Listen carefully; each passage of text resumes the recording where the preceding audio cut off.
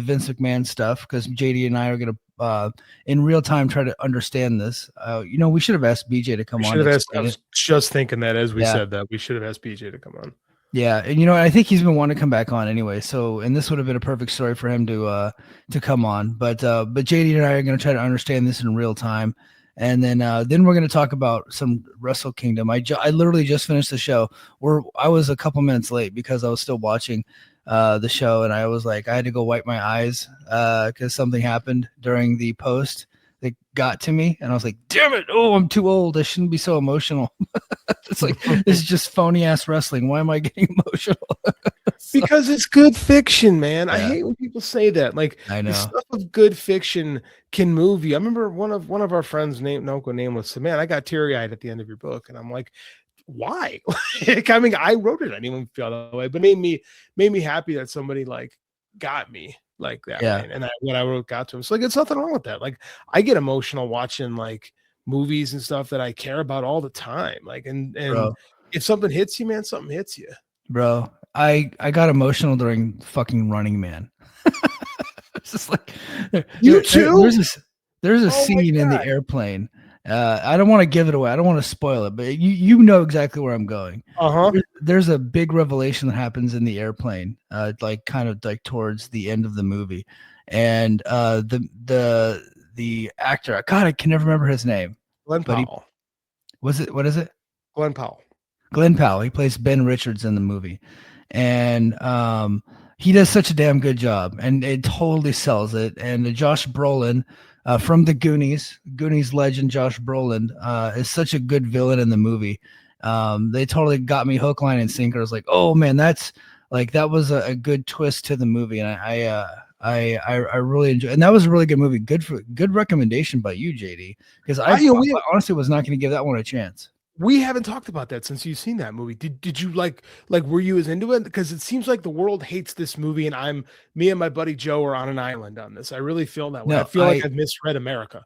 I really enjoyed it. There was one part that wasn't for me, and I'll tell you probably offline because again, I don't want to get into spoilers or anything like that.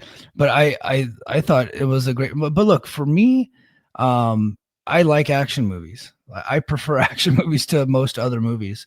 Like, I'm an action movie. I'm a comedy guy.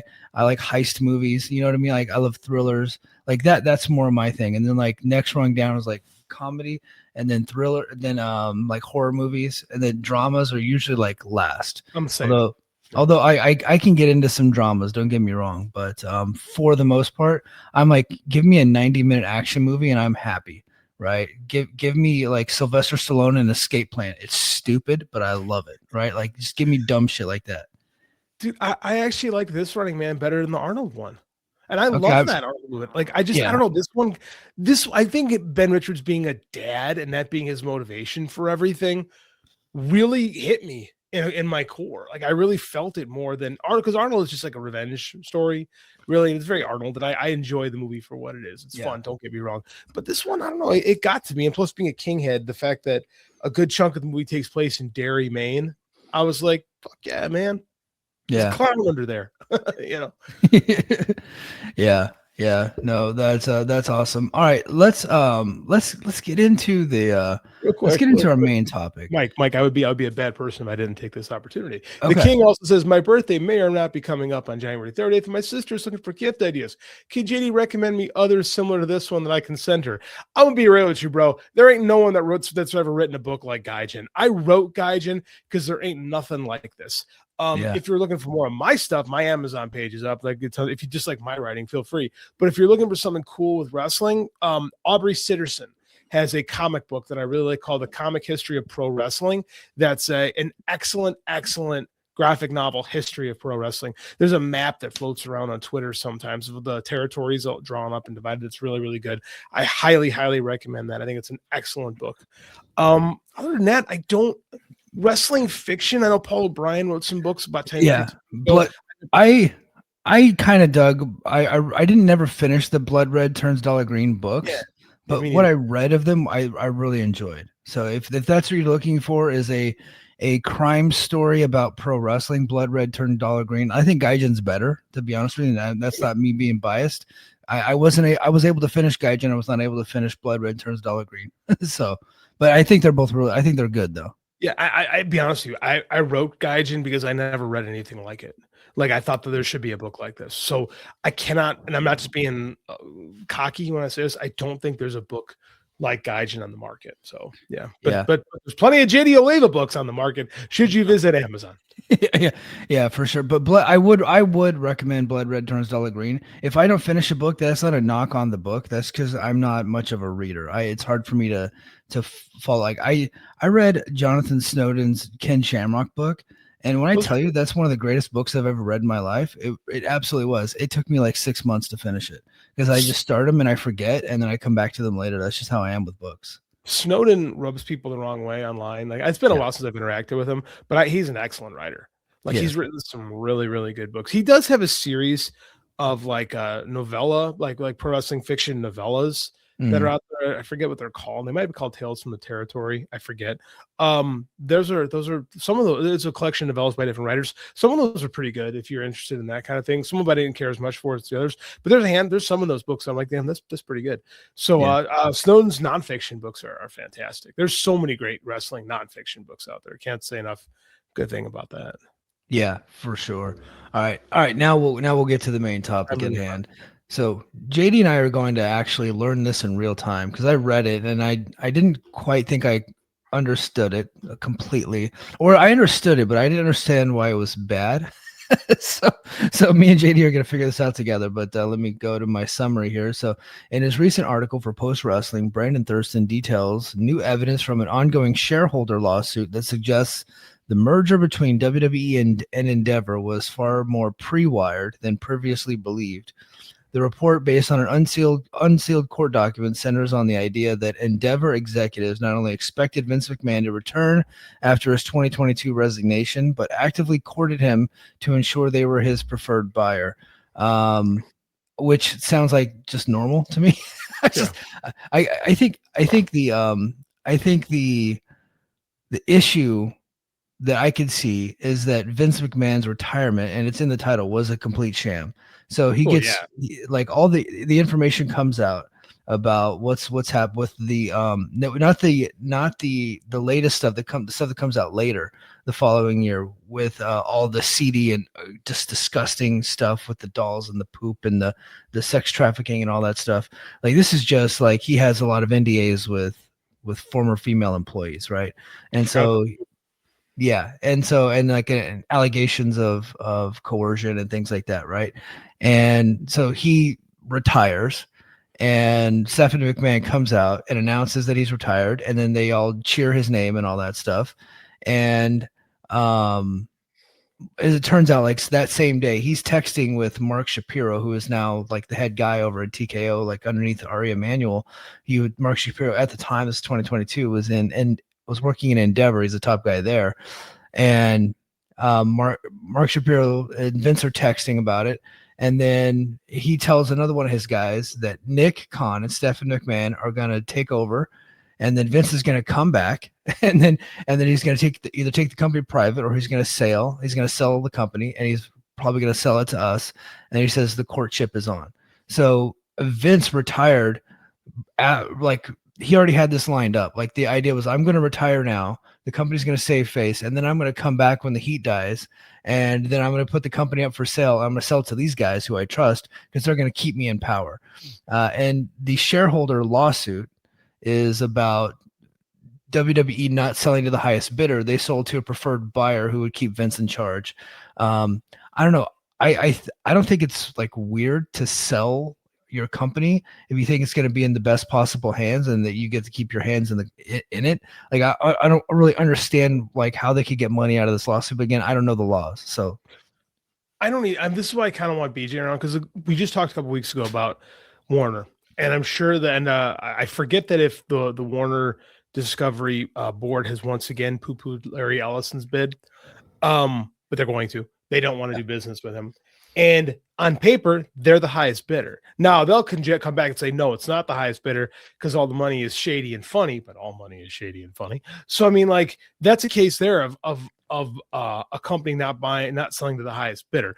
And we have this idea that all companies should sell to the highest bidder, even when it's not in the best interest of a company. And so I think we've seen it into like, I mean, who are the other buyers that were interested? I mean, like Liberty Media was one of them, and they're a fairly big media group, but maybe Vince didn't trust them. There were rumors that Saudi was going to buy Saudi, it. I remember that. The more surprising part is that it didn't really leak, right? There was no real big talk of UFC Endeavor, being involved in this until the deal was announced. And then everybody went, oh, that makes sense. Like, I don't know. I don't know if they're going to get much out of this lawsuit. Of everything going on with WWE right now, I don't know. Maybe I don't know enough. I wish BJ was on this show. Yeah, it seems like small potatoes to me.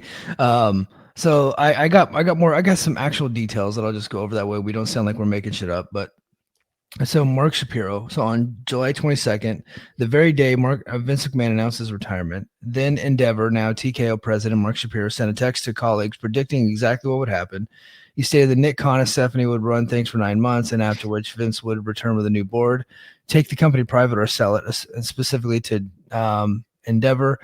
A pre-wired merger. The article highlights a quote from Liberty Media's Greg Maffei, who described the eventual merger as pre-wired. So Liberty Media is the one suggesting this. This suggests that while WWE publicly claimed to be conducting wide-reaching strategic review to find the best buyer, the fix may have been in for Endeavor from the start. Documents show that Ari Emanuel and Vince McMahon were arranging an in-person meeting in a New York steakhouse as early as August 10th, 2022, less than 3 weeks after Vince, quote-unquote, retired. This underscores a level of back-channel communication that contradicts the narrative of a clean break between Vince and the company. And then the greatest partner promise. So the title of the article refers to a sentiment shared between the executives that Endeavor would be the only partner willing to keep Vince in a position of power. Other potential suitors like Disney or Comcast would have likely required Vince to stay away due to sexual misconduct allegations.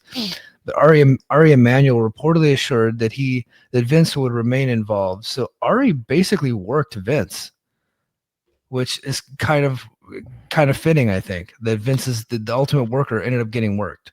If you live, how's that line from The Dark Knight goes? You either die a hero, live long enough to see yourself become the villain. Like this is like Vince is like that with the Carney. Like Ari Emanuel out Carney the king of the Carnies. Yeah, right. That's impressive, and like it makes me wonder if this, because remember there was a lot of heat. I think we did a show about the Saudi thing. Like when it might have been an old Brace for Impact show, I forget. Well, but I mean, so there were a lot of people out there. They were putting that Saudi information out there, and Body Slam, like those poor guys, they ran with it like it was the truth. I think Fightful did too, though, didn't they? No, the Fightful quoted Body Slam, but they were never willing to put their name on it. Neither was the Observer. And Brian Alvarez even said, a lot of people are telling me this, but I don't know that it's true. Because enough people are putting out the information that it almost seemed like it was like they're just trying to get that out there as like kind of their own swerve for who the real buyers are going to be. Yeah, which I think in retrospect that's probably what it was, because that smells like Legental activity, right? Yeah. That enough that stuff got out there just to kind of chase away something like this. I mean, like that's the thing, is you don't have to sell to the highest bidder. Right. I know that we got some in the comments saying, well, they didn't do their financial due diligence. I mean, like, that's the thing, though, is they can say they did their financial due diligence. All they had to do was entertain offers. You don't have to go with the highest bidder. Like, no, you can say, though, the fix was in from the jump, but that's just courtship. Right. Like, this is how businesses are done. Like, I don't know. I'm not seeing this. And Vince could like absolutely say, I had similar conversations with lots of companies. I was getting this information out there, you know what I mean? Mm-hmm. That he could easily say that. But again, we're not legal experts. So no, again, what's the drawback? It's not like they're going to force them to dissolve TKO. Like the whole thing is going to be, they're going to look to do a settlement with some of these. No, so here I did pull it up. So what this can mean for TKO. So if the Delaware Court of Chancery finds that the board breached its duties, so its fiduciary duties to sell to the highest bidder, here's what the consequences could be. So they can face financial penalties. So if the court determines that shareholders would have received, for example, $110 per share from a different buyer, but only received the equivalent of $95 per share through the Endeavor merger, TKO, the defendants could be ordered to pay the difference. Given the billions involved, this could result in a settlement or judgment in the hundreds of millions of dollars. It also could result in a discovery of more toxic info, which would be tough for them because they got a lot of shit going on that they're protecting. So essentially, the lawsuit is arguing that WWE was not sold to the highest bidder; it was sold to Vince's protector. If the plaintiffs prove this, TKO might be looking at a massive payout to disgruntled shareholders, and the clean image the company has tried in quotes to build post Vince could be further tarnished by unearthing of internal secrets from 2022 and 2023, the comeback era, which more information has come out since then that Vince, like as early as 2023, was already back in like head of creative, which we knew at the time, but now like these text messages and this information is actually essentially confirmed all the reports from Meltzer and Sean Ross Sapp and those guys. Yeah, I mean, maybe I'm just a jaded asshole when it comes to these corporate things. Like I just don't see it happening because the heat is on. 76 says the TKO stock price is through the roof. Yeah, it's almost doubled since then. So I don't understand like how they look, nobody wants to see these guys go down more than me and JD. I just don't see it. These shareholders, it seems like a petty lawsuit, and the shareholders might get something. But again, I don't know that the article did say that there was a smoking gun involved. I didn't really see that there was a smoking gun here. And it could be just because we're idiots and we just Yes. Always understand that when JD and I are talking about this stuff and we forget, legitimately, I forgot to invite BJ because I came up with a format exactly 20 minutes before we went on the air because I was watching Wrestle Kingdom. Assume that we don't know what we're talking about, but we're just putting the information out there. And I get the feeling that a lot of you guys like us, that you don't really understand shit. like when it comes to fiduciary duties and all that, like you would think I would know more considering I work for one of the largest financial institutions in the world, but this is not what I do for a living. So dude, this is between the Mike and JD show on most podcasts is we're not going to pretend to understand this stuff. I don't think most people talking about this thing really understand these kind of things. Like whatever. My favorite part of this is from Lady B. My favorite part of the suit was mentioning Vince growing on TikTok. What a strange concept. There was also a text exchange between Vince and Nick Khan discussing the finish of WrestleMania, and Nick Khan responds to him, Lansig, and Vince is like, "What in the blue hell is Lansig?" And he goes, "Read it backwards." He goes, "Signal." And then Vince is like texting emojis and emojis and LOL and all that stuff. And I'm like, he's like 80. It's like, dude, what? I couldn't imagine. He's telling him to message him on Signal, but he's doing it. If he honestly, if he'd have done it in like Carney, Vince might have gotten it. Like, how do we do it in Carney? Like they do it backwards. He did do it in Carney, but Vince didn't understand it. They got the Izzle or something like shit like that. Like Signal. Signal. That's what it is. Yeah, because no one will figure that one out either. Carney. It's again, the best part about this is it's just true proof of how old Vince has gotten kind of out of touch because he was, man, back in the day he was so much sharper than everybody else, and like, man, time comes for us all. As I keep hearing in this Stevie Nicks song that's on every meme in the world.